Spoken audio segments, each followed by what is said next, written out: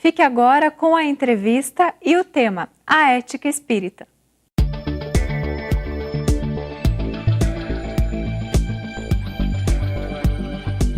Olá, que bom que estamos juntos.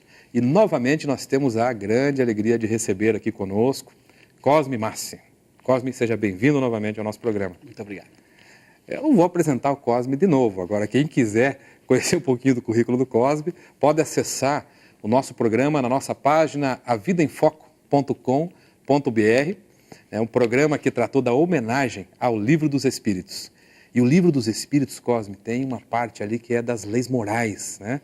E esse é o tema da nossa conversa de hoje, do nosso bate-papo, a moral espírita. O que é moral espírita, Cosme? Muito boa, Márcia. Na verdade, a moral espírita pode ser definida a partir da própria noção de moral que já vem da filosofia.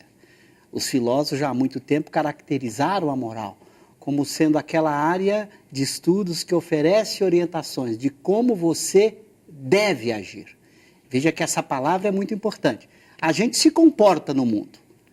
A moral oferece orientações de como você deveria agir. As melhores opções de conduta, aquelas que devem gerar a maior felicidade possível para o maior número possível de pessoas. Então a moral se preocupa com o comportamento, mas não simplesmente com o comportamento tal como ele está acontecendo, mas com um comportamento que deveria acontecer, ou seja, com o melhor comportamento possível que você deveria seguir. Então essa é a preocupação da moral. Daí vem que a moral, além de ter normas, regras que orientam, prescrições, do tipo não matar, como está lá no Velho Testamento, né, até orientações que se baseiam nas próprias virtudes, onde a virtude é o modelo da melhor conduta, o modelo do melhor comportamento. Olha, você falou em virtude, você falou em felicidade, né? Então vamos entrar nesse tema. O Livro dos Espíritos, que foi o grande homenageado da sua primeira entrevista conosco, trata desse tema virtudes também?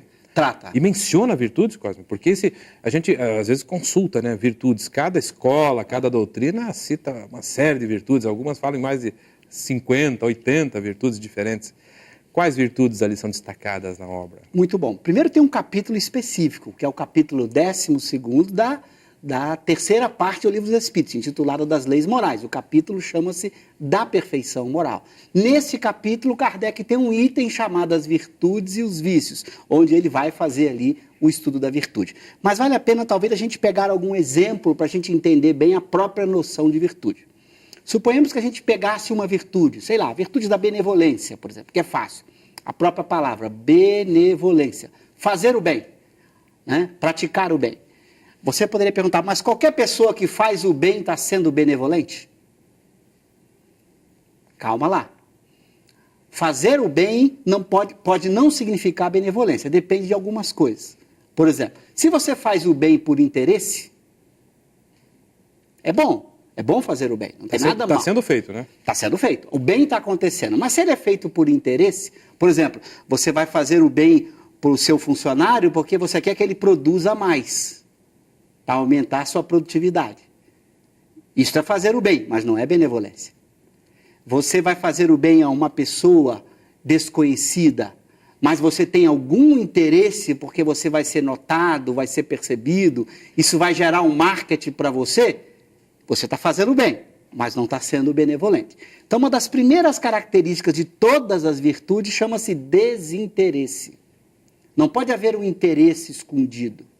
Se tem algum interesse por trás, você pode estar fazendo bem sem estar sendo virtuoso, sem estar sendo benevolente. Essa é uma, tem mais. Eu quero que você fale mais, então. Olha, veja, uma outra característica da virtude. Não basta apenas não haver o interesse. Tem que haver também a participação do sentimento. Por exemplo, você tem que sentir realmente o prazer de fazer o bem, a alegria de fazer o bem e que está de fato fazendo o bem pelo simples desejo, vontade, sentimento de fazer o bem. Não há nada te movendo, mas o seu sentimento está presente. Por exemplo, se você faz o bem sem alegria, se você faz o bem sem se importar, sem se envolver profundamente no seu campo emotivo, você não está sendo benevolente. Está fazendo bem, é melhor do que fazer o mal ou não fazer nada. Ninguém está dizendo que só as virtudes são boas. Outras coisas, como fazer o bem, mesmo que não sejam virtudes, também são boas. Mas a virtude exige algo mais. Ela exige o desinteresse, como eu disse, exige o envolvimento do coração e exige, portanto, uma transformação interior, em que você está fazendo bem pela pura alegria que o bem lhe proporciona, por nada mais. Por isso ele é desinteressado, você não olha quem, você não mede, você não calcula, você pensa para executar da melhor forma possível, mas não pensa no interesse, você pensa no melhor resultado, mas não no seu próprio interesse. Então exige condições de sentimento que não podem ser tapeadas. Por exemplo, eu posso fazer o bem e você achar que eu sou virtuoso, porque eu posso fazer disfarçadamente, lá dentro eu estou mal, mas estou fazendo. Como a consciência que nos julga se somos ou não virtuosos, não tem como enganar a minha consciência. Lá dentro, como é que está meu sentimento? Pô, estou fazendo bem ali por obrigação. Pô, não tem jeito, tive que aguentar aquilo, tive que fazer. Bom, se a minha emoção, se a minha consciência me acusa, eu não fui virtuoso. Então, por isso que não dá para tapear. Ou você é virtuoso, ou não é virtuoso, porque a própria consciência te delata. Ok, mas é possível, porque ficou difícil agora eu pronto, perdi minhas virtudes, achei que era. Mas é possível, mesmo nesse caminho de fazer por interesse, um dia a pessoa... Esse é o caminho para se tornar virtuoso? Mesmo se arranhando, fazendo com interesse, por vaidade, por necessidade de projeção, ou não, a pessoa já nasce com a virtude ou ela consegue adquirir o hábito?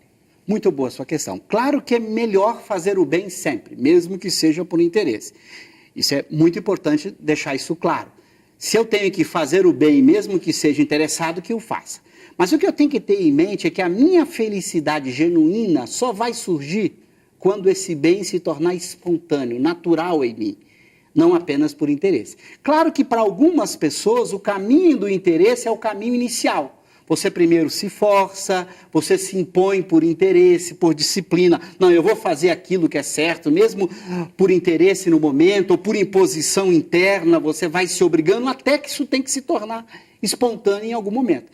Agora, você já pode pensar sempre que se nunca isso se tornar espontâneo, você nunca será virtuoso, nunca atingirá o estado de felicidade que a virtude te proporciona. Então, para alguns, a estratégia de começar fazendo por interesse pode ser uma boa estratégia, mas cuidado, ele pode ficar mal acostumado, ele faz sempre por interesse e nunca abandona o interesse. Então ele tem que fazer por interesse, sempre que possível, mas também treinar situações de desinteresse. Por exemplo, se eu faço só bem para os meus funcionários, para as pessoas que de alguma maneira me dão alguma coisa em troca, não é um bom treino. Eu tenho que experimentar fazer o bem por um estranho, para alguém que eu tenho certeza que não vai me devolver nada, não dependo de nada dele. Fazer o bem escondido, que ninguém saiba. Ou seja, eu tenho que ir praticando contextos que de fato sejam desinteressados para que eu possa criando o hábito de fazer com espontaneidade o bem, com naturalidade o bem. Você defende a ideia de que a felicidade só é possível quando se é virtuoso? Mas não responda agora, vamos fazer o intervalo, senão também as pessoas não vão ficar conosco, né, Cosme? A gente já volta. Iremos para um breve intervalo e logo voltaremos com a entrevista. Não saia daí.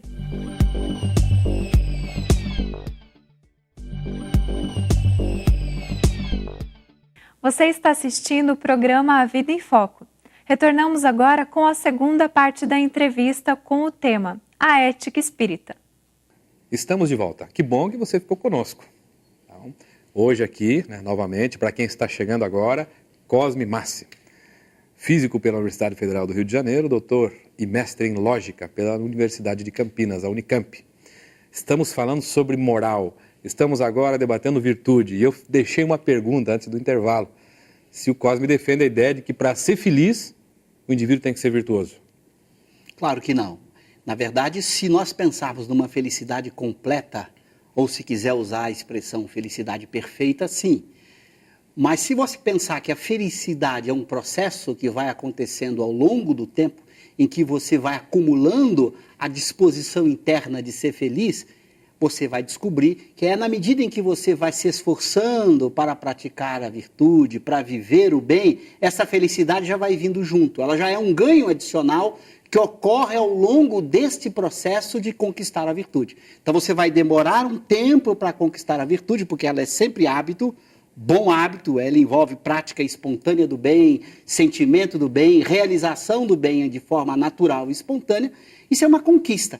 Mas aí Deus foi muito sábio, quer dizer, ao longo dessa conquista a felicidade já vai acontecendo. Eu costumo dizer que é como se você tivesse um alforje em que você fosse durante o caminho e colocando pepitas de ouro nas costas. Você vai ficando cada dia mais rico, você vai caminhando, acha uma pepita, vai colocando dentro da sua bolsa. Ao longo do caminho, a sua felicidade vai sempre aumentando ao longo do processo de virar um homem virtuoso. Então você já vai ganhando felicidade ao longo de todo esse processo. Senão, a felicidade ocorreria só no final. Você diria, puxa, mas quando é esse final? Quando aconteceria isso? Não, a gente vai sendo feliz na luta para domar-se, para vencer os vícios, para conquistar as virtudes. Este processo de conquista já é um processo de felicidade. Então a felicidade não é a meta final. O que é a meta final é a perfeição, é isso? Na verdade, a felicidade completa ocorre na medida em que a perfeição é atingida. Mas a felicidade já foi acontecendo ao longo do processo. Então é um processo de construção de uma felicidade sem mescla. Por exemplo, hoje, na medida em que você vai se esforçando para vencer as suas paixões, você tem momentos de infelicidade. Por exemplo, você está se esforçando para ser bondoso, para ser calmo, para ser paciente. Daqui a pouco você pega uma doença. Você está diante de um desemprego, de uma crise qualquer. Isso gera um desequilíbrio em suas emoções. Então você que parecia feliz, de repente tem momentos de conflito. Há momentos que às vezes você pode sentir raiva, perder um pouco a paciência, ou seja, você ainda não conquistou a felicidade completa. Vira e mexe, aparecem momentos que te provocam a infelicidade, a tristeza. Este processo de avançar para conquistar a alegria, você vai ter uma alegria perene quando você atingir o que o Kardec chama de estado de espírito puro. Antes disso, ele chama de espírito bom. Então é muito interessante você entender essa diferença. O espírito bom já é feliz, porque ele não tem nenhuma paixão ruim. Você consegue se imaginar nunca sentindo tristeza, mágoa, ciúme, inveja, ódio, raiva? Imaginar até consigo, mas não sou assim. Até a Sheila atrás estava falando de mim, viu? De raiva, de falta de paciência. Eu falei, como é que ele sabe tudo isso? Então, isso é possível. Segundo os espíritos, no processo evolutivo do espírito, ele atinge esse estado que Kardec chama de espírito bom, ainda não é espírito perfeito, onde suas emoções estão completamente equilibradas. Você pode agredir um espírito bom e ele não fica com raiva nem sente tristeza. A alegria é permanente. Nossa, isso parece que não é o nosso estágio no planeta. Não é o nosso estado. Nós estamos longe do estado de espírito bom. Na escala espírita, nós somos espíritos imperfeitos. Kardec cria 3 ordens: perfeito, bom e puro. Nós somos imperfeitos. O que caracteriza o espírito bom? Não ter nenhum sentimento ruim, nenhum desejo ruim. E eu que achava que era bom, hein? Eu também achava. Eu sempre brincava, quando estudava o Livro dos Espíritos, que tinha um erro numa tradução da obra que dizia que espírito bom é aquele em quem predominava o bem. Aí eu dizia, bom, então eu sou espírito bom, porque na gente predomina o bem. Se você olhar 24 horas do seu dia, eu tenho certeza que a maior parte do tempo em você predomina o bem. Mas aí quando a gente vai ler no original francês, é aquele em que só há desejo do bem. Que decepção. Aí eu caí quando li no francês. Quando li no francês, eu caí na escala espírita, eu virei espírito imperfeito. Você mencionou lá atrás, Cosme, um pouquinho antes dessas reflexões importantes aí, vícios. Claro, o Livro dos Espíritos deve tratar desse assunto. Qual é o pior dos vícios? Eu também quero saber depois qual é a melhor das virtudes. Qual o grande vício, a grande bola de aço no nosso planeta? Essa pergunta Kardec formula. Há 2 vícios que são radicais, cujo nome é muito conhecido: o orgulho e o egoísmo. O orgulho é o mais radical ainda, porque ele gera o próprio egoísmo. Então, do ponto de vista da vida de relação, é o egoísmo o pior de todos os vícios, que atrapalha a vida em sociedade ser equilibrada, ser justa, ser feliz. Então, eu diria que para a vida social, o egoísmo é o pior de todos os vícios. Inclusive, ele é alimentado, ele é fomentado pela própria vida social. Por isso, ele é mais difícil de ser jogado fora. Como está lá no capítulo Vício, na pergunta 917, Kardec vai perguntar: qual o meio de destruir o egoísmo? Você vai ver que não é tão fácil. O enfrentamento do egoísmo é um processo longo, de luta contra você mesmo, para pensar no outro da mesma forma que você pensa em você. Então, eu diria que, do ponto de vista da vida social, o egoísmo é o pior vício. Você disse que eu vou ver, eu queria que você falasse já. Como é que Agora, soluciona isso? Não é fácil. A questão do egoísmo mereceria a gente ficar aqui batendo um papo. Então, é um vício terrível, porque ele faz com que eu pense primeiro em mim, em detrimento dos outros. Isso é muito natural, porque ele é uma decorrência do instinto de conservação. Primeiro você tenta se defender para depois pensar no outro. Então o próprio instinto de conservação tende a fomentar, alimentar o egoísmo. Por isso o egoísmo exige um enfrentamento do próprio instinto. Você tem que ter um desejo sincero de enfrentar-se para pensar no outro da mesma forma que você pensa em você. Por isso Jesus, amai o próximo como a si mesmo. Para que você pudesse amar o próximo e você no mesmo patamar. E isto, de fato, é muito difícil. A prática deste amor incondicional, em que você é capaz de amar até um inimigo. Não apenas um amigo, um conhecido. Isso é um desafio, Cosme. Nós temos aí cerca de 2 minutos. Deixo você à vontade, então. Se você quer atacar o assunto das virtudes, falando da mais meritória, da mais importante virtude, para que o nosso telespectador se anime a começar o exercício da aquisição das virtudes. Kardec, inclusive, coloca essa questão no capítulo lá das virtudes, com a mais meritória delas. E a resposta dos Espíritos é que é a caridade.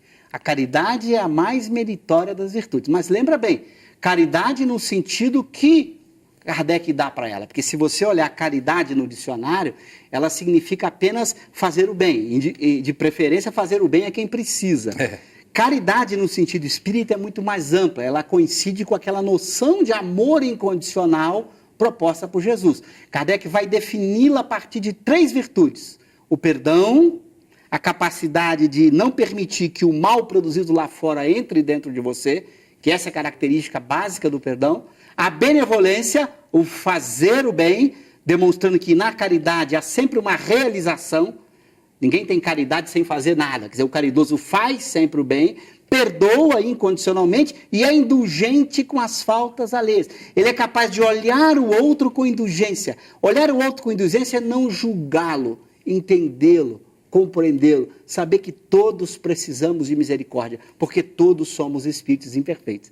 Então, esse olhar que permite você olhar para o outro, sem mágoa, sem raiva, sem ódio, mesmo que o outro te ofenda, mesmo que o outro erre, o seu olhar para ele é um olhar sem ódio. Isso é característica da caridade, é um olhar com a doçura do amor. Você reprova a conduta dele quando ele faz o mal, você não concorda com ele, mas não olha com ódio. Você pode até corrigi-lo.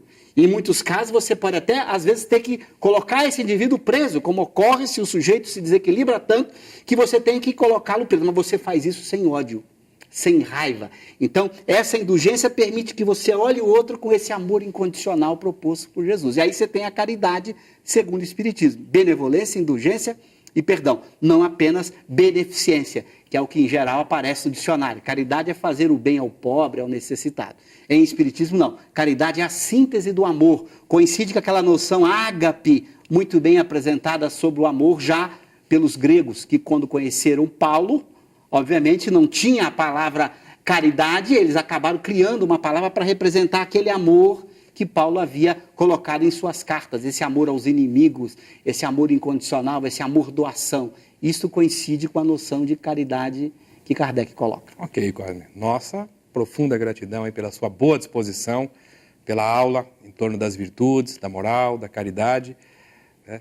Então, espero que você retorne mais vezes ao nosso programa, se submeta às nossas perguntas, né? Nós pedimos desculpa pelas perguntas fracas, né? Mas você consegue compensar com as respostas profundas. Muito obrigado. A você que nos acompanhou também, a nossa gratidão e permaneça porque o programa continua.